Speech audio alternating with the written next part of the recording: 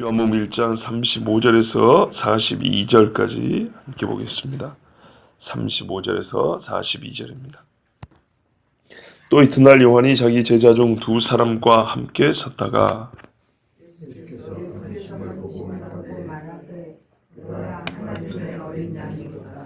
두 제자가 그의 말을 듣고 예수를 따르거늘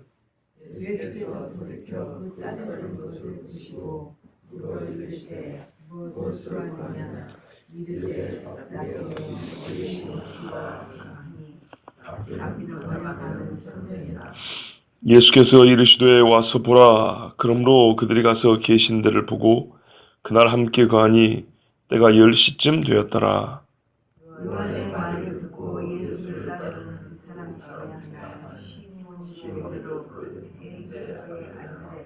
그가 먼저 자기의 형제 시몬을 찾아 말하되 우리가 메시아를 만났다 하고 메시아는 번역하면 그리스도라. 그리고 예수께로 오니 예수께서 보시고 이르시되 내가 요한의 아들 시몬이 장차 괴바라 하리라 하시니라. 괴바는 번역하면 그리스도라. 아멘. 자, 여러분, 이튿날이란 말이 또 나왔죠. 29절에 이튿날이 있습니다. 그러니까 순서를 보면요, 예수님이 처음에 요한을 만날 때는 세례받으러 오신 겁니다. 그리고 요한 세례받은 후에 예수님이 광야 40일 시험받고 이기시고 다시 요한에게 왔습니다. 근데 오시기 하루 전에 예수님이 예루살렘에서 온 중앙에서 온 사람들한테 정체를 질문받았습니다. 네 하는 일이 뭐냐 도대체? 네가 그리스도냐? 엘리야냐?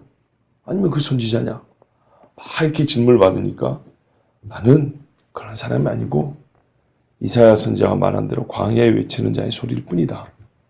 저 메시아의 길을 예비하는 자다. 그럼 솔직히 말하면 엘리야다 그 말이거든요. 광야에 외치는 자의 소리는 엘리야거든요. 그렇게 우회적으로 얘기를 해줬어요. 근데 그 다음날 29절이죠. 예수님이 요한에게 오신 거예요. 그러니까 요한이 보라! 세상 죄를 지고 하는 하나님의 어린 양이로다. 이러면서 예수님을 이제 직접적으로 이렇게 사람들에게 전했어요. 가르쳐 준 거죠. 저분이라고, 바로 저분이라고. 내가 내 뒤에 오시는 분, 내가 신발끈을 풀기도 감당하지 못할 분, 성령과 불로 세례를 주는 분, 나보다 앞선 분. 성경에 없는 이야기를 한 게 아니고요. 마태복음, 누가복음 나와 있는 말이죠. 요한복음까지 세 복음을 제가 종합해서 이렇게 지금 말씀드립니다. 그러면 이렇게 가르쳐 줬으면 사람들이 예수님을 바로 따라야겠죠. 근데 그날은 요한의 말을 듣고 사람들이 예수님을 따르는 사람은 없었어요. 아마 깜짝 놀랐을 겁니다. 진짜구나. 그리고 막 유심히 보긴 했겠죠. 그죠? 그런데 예수님이 뭐라냐면, 요한이 뭐라면 너희 중에 계신 분이라고 그랬어요. 너희 중에 있는 분인데 너희가 알지 못한다 그랬어요. 그러면서 이제 하여튼 예수님이 이분이라고 막 이렇게 전해줬어요. 궁금한 거 하나 있어요. 요한이 왜 전에는 이렇게 말 안 했을까요? 세례 줄 때 그랬으면 좋잖아요. 그죠? 세례 줄 때 성경을 보면 시간 간격을 이렇게 알 수 있게 해준 말씀들이 있고, 어떤 경우는 간격이 좀 먼데 기록을 바로 붙여서 해가지고 바로 이어서 일어난 일인 줄 알지만 중간 과정을 그냥 빼버리고 중요한 사건을 바로 붙여서 기록하면 바로 연결된 사건인 줄 알거든요. 그렇지 않고 이렇게 좀 거리가 있는 것들이 있어요. 그러면은 요한복음 순서대로 하면 마태, 누가랑 요한이랑 보면 요한이 예수님을 보라 하나님의 어린 양이로 할 때는 처음 만났을 때가 아니고 시간이 최소한 40일이 지난 다음이란 말이죠. 왜 처음에 그 이야기를 안 했을까? 하나님의 사람들에게는 이 때가 참 중요하죠. 내가 그분을 알지만 예수님은 뭐 하셔야 돼요? 광야에 시험 받으러 가야 돼요. 사역을 시작한 게 아니고 예수님이 하나님 앞에 하나님이시지만 종으로서 육신을 입은 하나님의 종으로서 성경에 분명히 말합니다. 하나님의 아들이지만 종으로 이 땅에 왔다 그랬어요. 그래서 그 사역을 준비하기 위해서는 아담이 실패한 그 일을 예수님이 둘째 사람 마지막 아담으로 그 일을 성취해야 되기 때문에 아담이 결국에 실패한 거 뭐냐면 하나님 말씀에 불순종이었어요. 마귀의 말을 듣고. 근데 예수님은 광야에서 아담은 최상의 조건에서 한 방에 졌거든요. 최악의 조건에서 예수님은 거기다가 40일 금식까지. 광야 최악의 조건. 거기서 40일 금식. 정말 사람이 생각할 수 있는 제일 어려운 상태. 하나님 말씀 순종이 제일 어려운 상태에서 연거푸 3번을 오직 하나님의 말씀으로만 마귀를 이겨냈어요. 견딘게 이겨버렸다고요. 그래서 이미 마귀와의 싸움에 게임이 끝난 거예요. 예수님은 KO 승이에요. 그리고 나서 이제 이 승리를 가지고 사역을 시작할 때 예수님 세례 받을 때 세례 안 받는다고 하나님의 아들 아닌가요? 그거 아니죠. 세례를 받음으로 모든 하나님의 의를 이루는 것이 합당하니라. 주일날 말씀드린 것 중에 율법의 마침 중에 첫 번째 뭐냐면 목표에 도달하라 그랬죠. 그 목표에 도달의 내용이 뭐냐면 100% 순종이에요. 율법이 요구하는 바에 순종이에요. 예수님은 어째서 의롭냐 하면 그냥 죽으실 뿐만이 아니에요. 죽으심이 하나님의 의를 나타내지만 누가 죽어야 하냐면 의로운 분이 죽어야 되는 거예요. 그죠? 예수님이 그랬어요. 흠없고 점없는 어린 양 같은 보배로운 피라 그랬어요. 흠없고 점 없는 어린 양 같은 이것이 나타내는 바가 뭐죠? 예수님의 상태를 얘기하는 거예요. 예수님의 일점의 흠이 없고 점이 없어요. 히브리서에 뭐랍니까? 그가 육신을 입어서 우리가 똑같이 시험을 받으셨으나 죄는 없으시니라. 죄 없으신 분, 죄 없으신 분, 죄 없으신 분. 성경이 계속 반복합니다. 죄 없는 분, 죄가 있니 없니를 어떻게 알아요? 요한일서에 죄는 곧 율법을 어김이라. 하나님의 의의 기준에 충족되신 거예요. 100% 다 지켰어요. 율법을 지킨 이는 예수님밖에 없어요. 그러니까 예수님을 믿지 않고는 지킬래야 지킬 수가 없는 거예요. 일반 사람은. 예수님이 완전히 율법이 요구하는 하나님 앞에 의의 기준은 다 충족했어요. 그리고 그분이 우리를 위하여 죽으셨어요. 그래서 우리를 믿는 자를 의롭다 하신 거예요. 그렇죠? 자, 이 일을 하기 위해서 예수님이 뭐냐면 세례부터 받는다 그랬어요.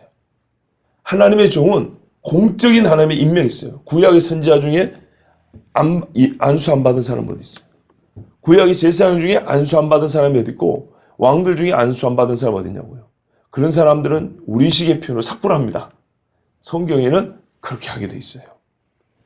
저기 북쪽에 하살이라는 아람의 못된 왕이 있어요. 나중에 이스라엘 사람들 아이벤 분야에 배를 가른다 그랬어요. 그 사람조차도 하나님이 기름 부었어요. 그 사람 천국 갔을까요? 그렇진 않아요. 어떤 의미에서 그러냐면 이스라엘이 범죄해서 하나님이 이스라엘을 심판할 자로 세운다고. 악인이라 할지라도 하나님의 날을 위하여 준비한다 그랬거든요. 그런 차원에서라도 하나님은 그에게 기름을 부었어요. 예수님이 세례받은 것은 하나님의 종으로서 공적인 그 임명과 같다 그랬고요. 거기에서 나타난 음성이 뭡니까? 이는 내 사랑하는 아들이요 내 기뻐하는 자라. 변화산에서 나타난 음성이었어요. 예수님이 이 땅에 오셔가지고 그 공생의 사역 처음에 음성이 들리고 마지막에 음성이 들리고 이래서 하나님이 예수님을 직접 증언하셨어요. 직접 증언한 후에 사람들을 통하여 증언하셨는데 요한이 볼 때 누군지 알지만은 지금 증언하면 사람들이 우르르 몰려들면 예수님이 광야 시험 받으러 갈 수 있을까요? 그것 또한 하나님의 의를 이루는 과정인데 우리 주일날 아니다 지난 금요일날인가 우리 전수사님 통해 들었죠. 예수님이 사역 중에 병 고친 사람이 한두 명이 아닌데 어쩔 때는 말을 못하게 합니다. 여러 성경 해석가들이 하는 말들 중에 왜 그랬을까? 1차적인 의미가 그 선포 또는 증언이 항상 도움이 되는 건 아니라는 거예요. 당연히 예수님 앞에 은혜를 받았으면 가서 전해야죠. 근데 전해야 되는데 잘 들어보세요. 예수님이 누군지 알고 전하는 거하고 나 병 고침 받았다고만 전하는 거하고는 다른 이야기예요. 그죠? 나를 병 고쳐주신 분은 누구라는 설명이 가능한 사람하고 내가 그냥 누구한테 가서 병 고침 받았어. 그게 누군데? 아니, 어떤 의사? 이 정도하고 다른 거예요.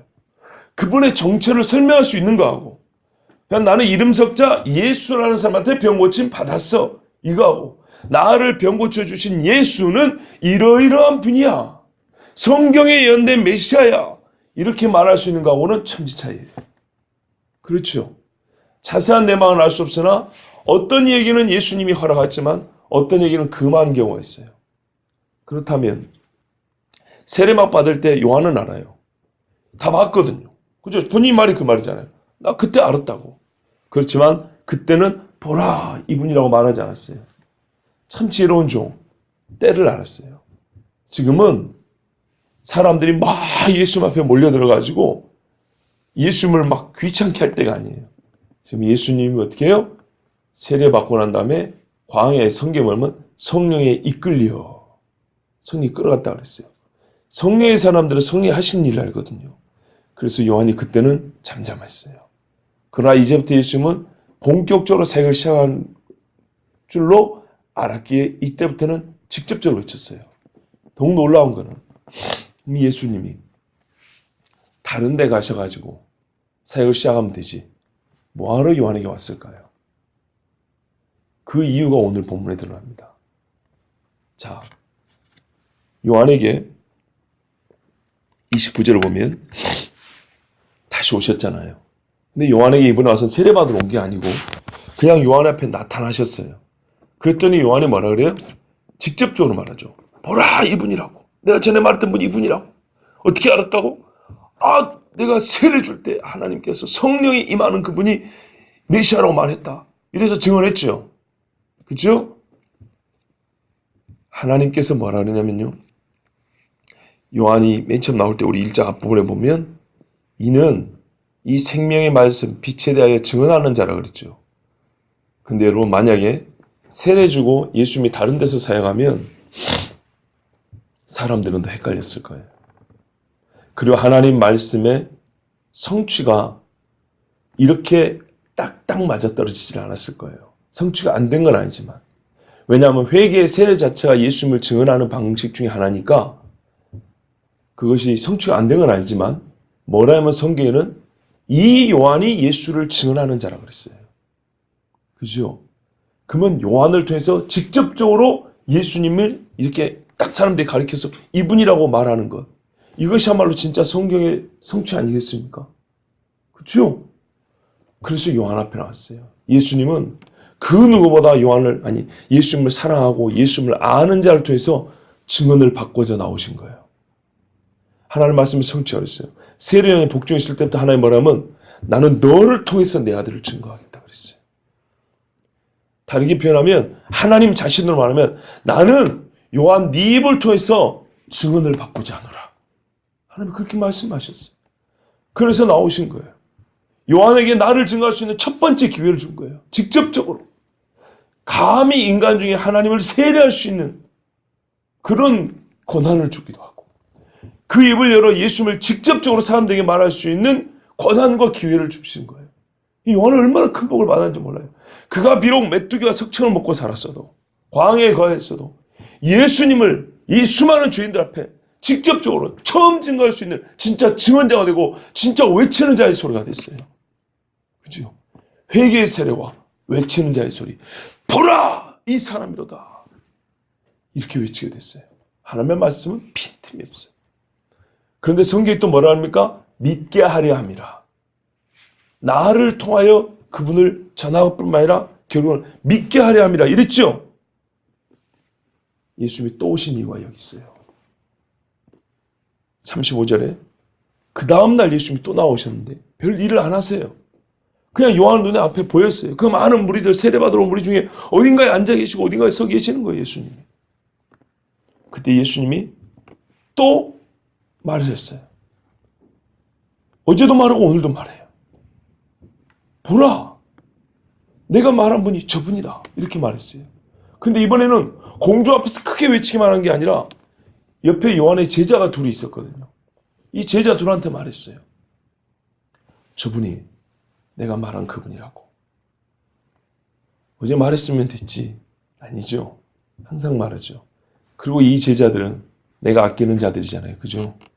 세례 요한을 죽이려고 온 사람이 있는가 하면 제자들이 따른다면 당대의 제자는 요즘의 제자하고 완전 다릅니다. 동거동락입니다. 동거뿐만 아니라 동고, 같이 고난을 당하고 같이 낙을 누리는 게 제자입니다. 근데 이 제자들 여차하면 뺏게 생겼는데 아랑곳하잖아요. 뭐라 저분이라고. 사랑하는 제자니까 더 가르쳐준 거예요. 예수님도 제자들 어떻게 해요? 사랑하니까 다른 뭐 하다가 더 가르쳐주죠. 두 제자에게. 내가 말한 분. 사실 너희는 나를 따른 이유가 뭐냐? 내가 구원을 주냐? 아니. 내가 저분을 소개하기 때문에 너희가 나를 따른 거냐? 나를 통해서 저분을 알고자. 그래? 저분이다 저분. 이렇게 말해줬어요. 그랬더니 두 제자가 그의 말을 듣고 이게 제자예요. 선생 말 잘 들어야죠. 요한이 말해주는 이유가 뭡니까? 그분을 믿으라고 말해준 거 아닙니까? 그러니까 바로 앞에 계시니까 이제 찾아간 거예요.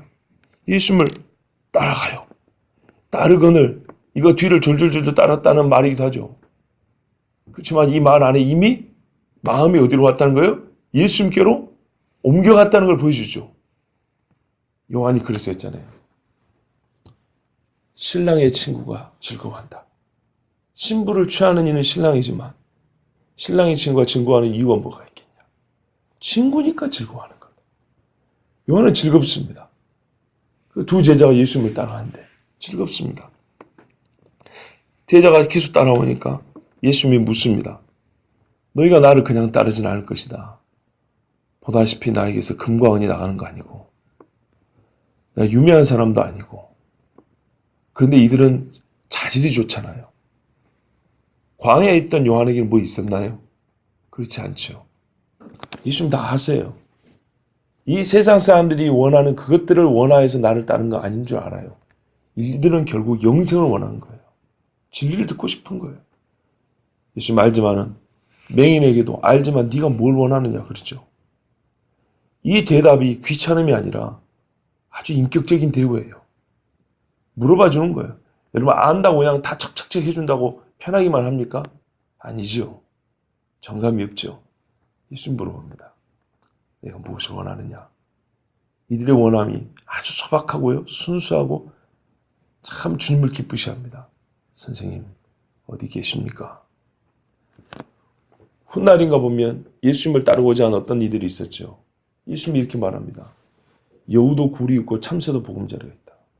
인자는 머리 둘 곳이 없다 그랬어요. 안 따릅니다. 근데 지금 나온 예수님 이 광야에 거할 곳이 어디 있겠습니까? 참 인간적으로 따라하기 어렵습니다. 근데 이들은 따를 작정입니다. 그래서 물어봅니다. 선생님, 거하시는 곳이 어디입니까?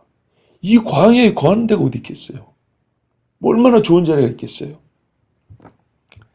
라피어 어디 계시오니까 번역하면 선생이라 이왕 번역할 거 선생님 그러면 좋잖아요. 예수께서 이르시되 와서 보라. 그리고 데려갔어요.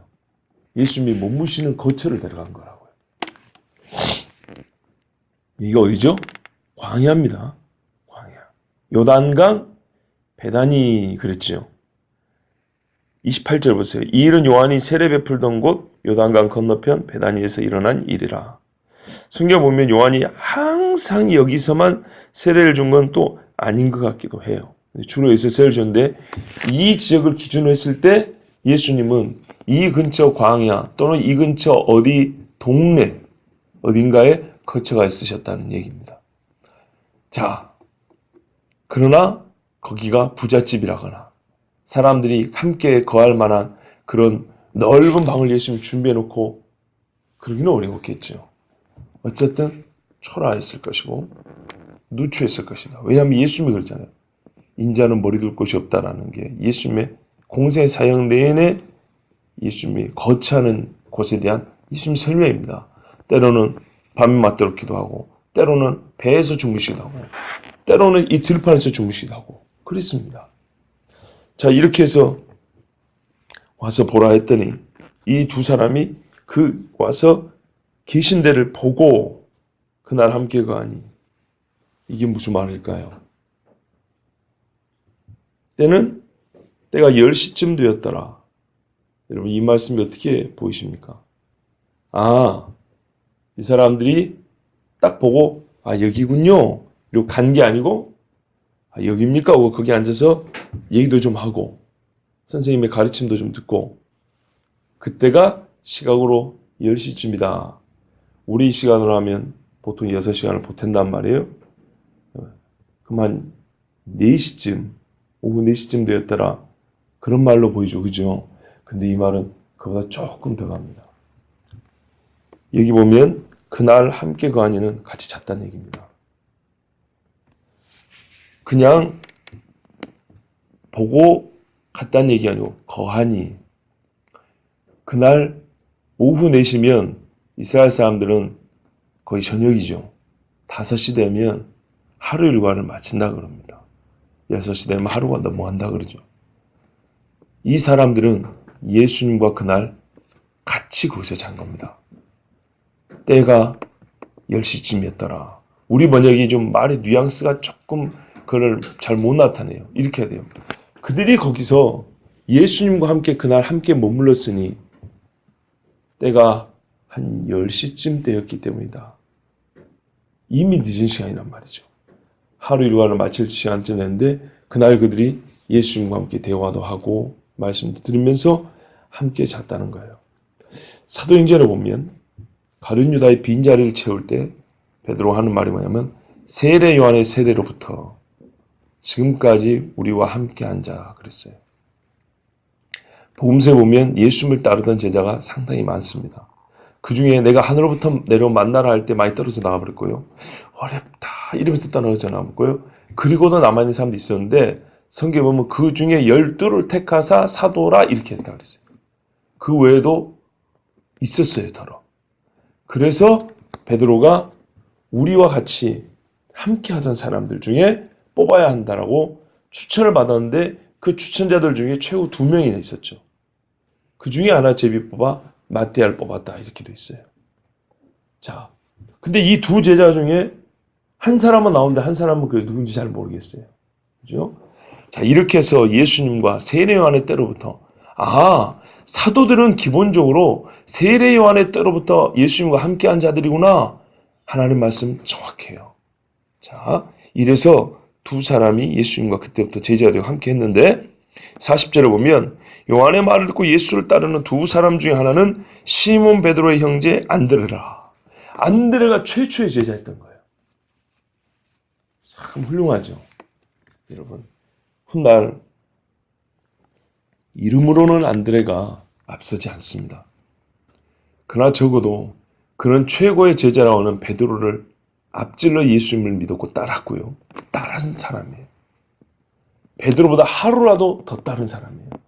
그리고 자기 형을 주님께로 인도한 사람이에요. 꼭 훌륭해서 훌륭하지 못한 사람을 인도하는 거 아니에요. 그렇죠. 형보다 솔직히 그렇게 앞선다고 볼 수 있는 인물은 아니지만 그는 예수님을 먼저 알고 훗날 자기보다 더 유명하고 능력 있는 사역을 하는 형이지만 그 형을 인도한 자는 안드레예요. 그래서 하나님 말씀에 늦게 된 자가 먼저 된다는 말씀도 이래서 여기서 또 나타나게 됩니다. 안드레가 형을 찾아갔어요. 이거는 바로 그날 있었든지 며칠 있었든지는 정확히 모르겠어요. 다른 복음서에 보면 그렇게 돼 있죠.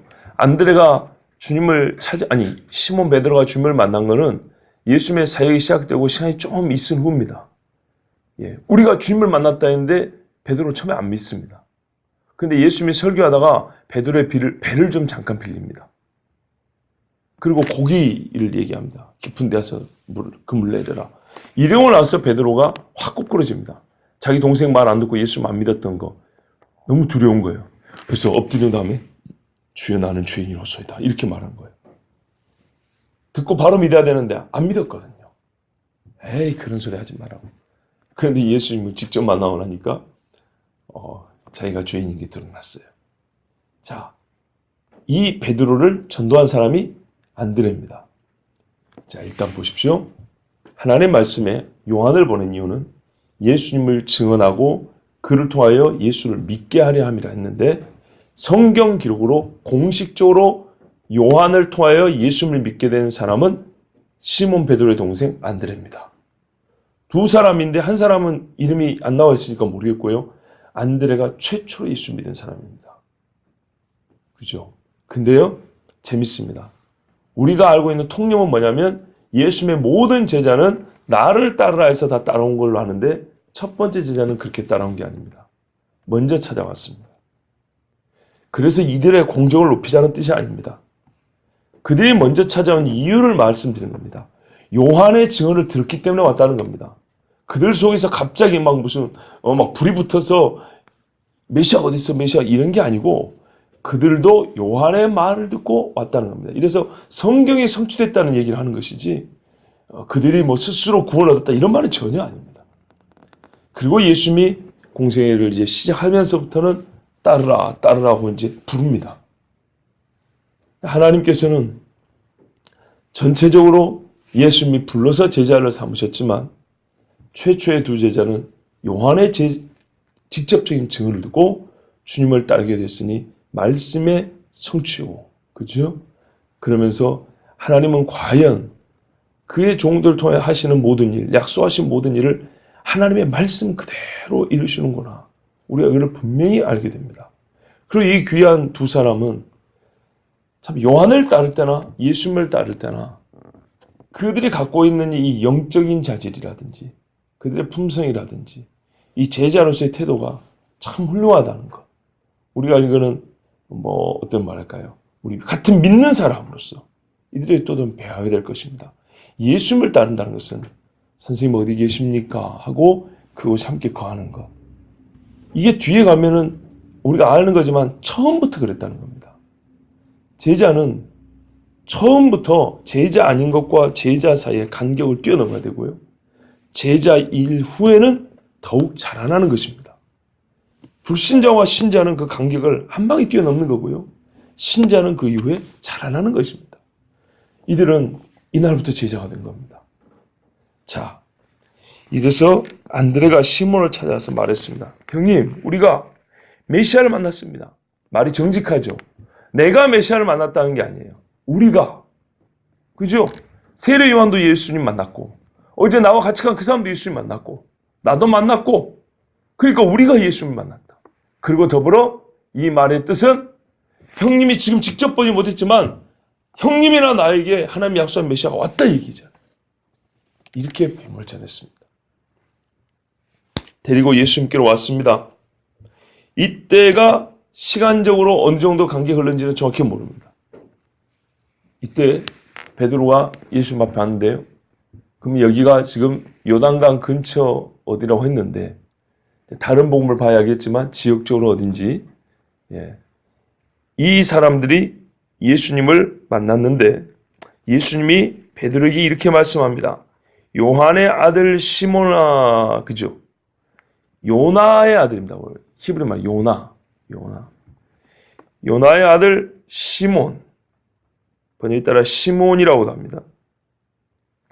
장차 게바라 하리라 하시니라. 게바는 베드로라 그랬죠. 그죠? 근데 참 이렇게 말을 번역하면 좀 되고, 게바는 돌이란 뜻입니다. 돌. 히브리 말. 돌. 그러니까 예수님이 그걸 또 다르게 베드로라고 합니다. 베드로를 딱 보고 네가 요한의 아들 시몬이구나. 그러나 앞으로는 너를 게바라 하리라. 돌이라고 하리라. 큰 돌, 반석이라고 하리라. 처음부터 이렇게 말씀했어요. 근데 이 베드로의 현재 상태는 그렇지 않습니다. 이 일이 언제 이루어집니까? 우리가 잘 알다시피 사람들이 나를 가리켜 누구를 하느냐. 엘리야라고 죽은 요한이 부활했다고 하기도 하고 선지자 중에 하나라고 합니다. 예수님이 그게 만족하십니까? 아니라 그랬죠. 아버지는 아버지지 삼촌 정도 받아줄게요. 이건 아닌 거죠. 너희는 나를 누구로 하느냐? 주는 그리스도십니다. 그리스도는 메시아. 그렇죠? 또한 살아계신 하나님의 아들이십니다. 요한의 신앙 고백 그대로 하죠. 예수님을 만난 사람이 이렇게 신앙 고백하는 거예요. 그랬더니 예수님이 요한의 아들이심과 똑같이 얘기합니다. 네가 복이 있도다. 이를 내게 알게 하니는 혈육이 아니요. 이건 사람으로부터 난 지식이 아니요. 하늘에 계신 내 아버지가 너에게 가르쳐 주신 거다. 얼마나 복이 큽니까? 그죠? 하나님이 전적으로 주셔놓고도 이 고백을 한 베드로에게 축복을 하기를 너는 베드로라. 이 반석에 내 교회를 세우리라. 예수님이 그렇게 말씀하셨어요. 그러면 지금 이 하신 말씀이 완전하게 베드로에게 주어진 때는 그때라고요. 근데 처음 볼 때부터 예수님은 약속을 하셨어요. 장차는 네가 베드로가 될 거라고. 예수님이 또한 부활하고 승천하기 전에 하신 말씀 있죠. 베드로에게 또 한 번은 이 장차 이야기를 하져 있어요. 앞으로는, 훗날에는, 장차에는 사람들이 네를 원치 않은 곳으로 데리고 가. 높이 들리리라. 이 들리라는 높은 자를 준다는 게 아니고 나무에 달 안 밴단다 이런 말이죠. 젊어서는 네가 원하는 대로 가까이 와. 늙어서는 사람들이 네를 잡아다가 떼띄우고 높이 매달을 것이다. 어떠한 죽음으로 죽는 것을 말한 거예요. 베드로의 순교를 말한다고 했어요. 그러나 말씀은 예수님 승천하기 전에 말씀하고 하셨어요. 앞으로 수십 년 후에 일어날 일을 그렇게 말씀하고 하셨어요. 베드로는 예수님 보시자마자 너는 베드로가 될 거라고, 돌이 될 거라고 이렇게 우리 주님 말씀하셨습니다. 여러분 참 감사하죠. 우리가 살면서 예수 처음 믿은 순간부터 하나님이 해주신 축복들이 있고 약속들이 있어요.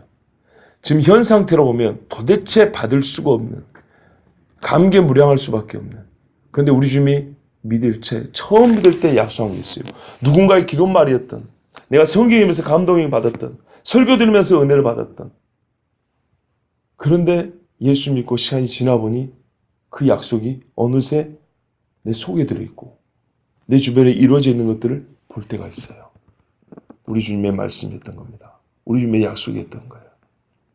문제는 그날이 올 때까지 인내하며 기도하는 거예요.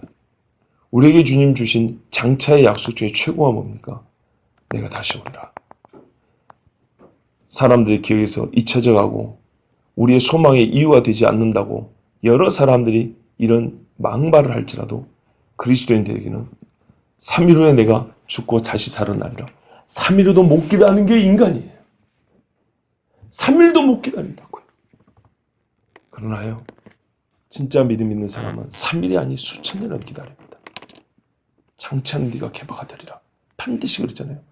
개바가 된다는 예수님이 베드로에게 한 약속도 지키는데 예수님이 자기 이름 스스로 한 약속, 내가 다시 오리라.